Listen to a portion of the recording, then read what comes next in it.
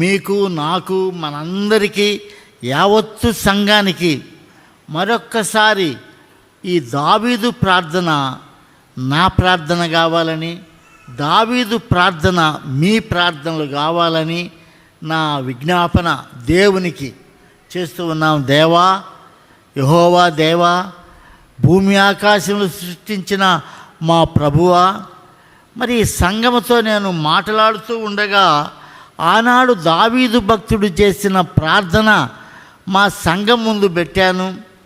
సంఘములో ఉండే ఒక్కొక్కరు కూడా ఎక్కలేనంత ఎత్తైన కొండపైకి ఎక్కగలిగే శక్తి దయచేయి తండ్రి.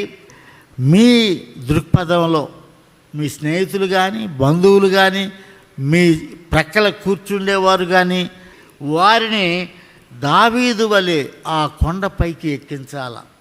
దావీదు భక్తుడు ఆ మహత్తరమైన సత్యాన్ని, ఈ 61వ దావీదు కీర్తన ఆయన వ్రాశాడు. ఆయన విజ్ఞాపన, నేను ఎక్కలేనంత ఎత్తైన కొండపైకి నన్ను ఎక్కించుము. అది ఏదైనా సరే, నీకు జీవితంలో, నీ హృదయాంతరంగాలలో, మీ కుటుంబంలో, మీ కుమారుల విషయంలో, మీ కుమార్తెల విషయంలో, మీ బంధువుల విషయంలో, మీ కుటుంబంలో ఉండే పరిస్థితులను మీరు ఆలోచించి ఏమని దేవుని అడతారు.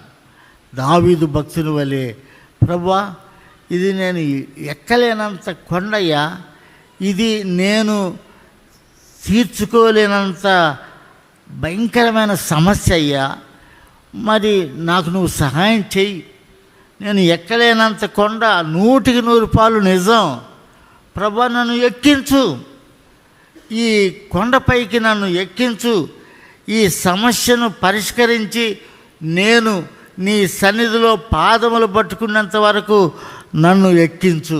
ప్రభు సన్నిధిలో ఒక్కొక్కరు కూడా జీవితంలో ఈ విజ్ఞాపన, ఈ ప్రార్థన మీ సొంత ప్రార్థన కావాలని నా విజ్ఞాపన.